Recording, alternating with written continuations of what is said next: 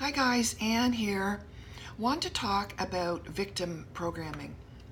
Now, victim programming can occur throughout the process and the journey of self-discovery. And what happens is, based on my experience, we continue to roll back into thought processes around why something happened. Why me? What did I do to deserve this? How can they be like that? How could they treat me like that? And we fall back into this pattern of analyzing behavior of others and feeling sorry for ourselves.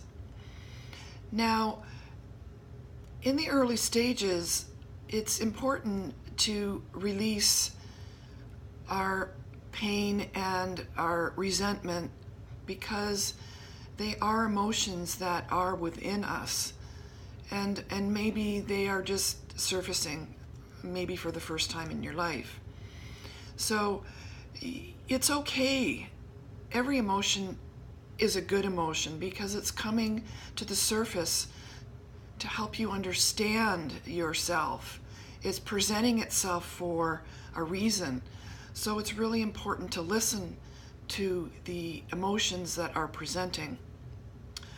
In the case of victimhood mentality, it is something that could also be a state of being that we are used to and accustomed to. So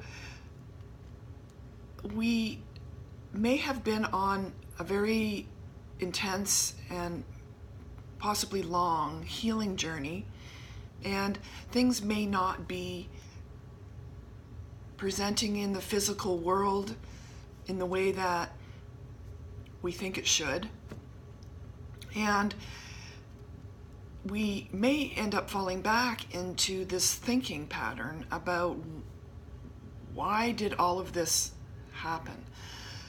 So what that is it's really you're falling back into a comfort zone because you've been working through these emotional issues for a long time, and it almost becomes comfortable to tell that old story. That old timeline, if you will, is trying to pull you back. So it's important to really pull yourself out of that, especially right now, because there are so many energetic factors supporting the release of the victim mindset and the program that's set in us that brings that out. The level of self confidence energy is very strong. So you're being encouraged to think about your victim mentality, your old patterns of thinking, and shift them into the new version of what your story is. What is your new story? You've come so far. You've changed so much that you no longer need to carry that story around. You are no longer that story. You can release it. And you can become, you are your new story.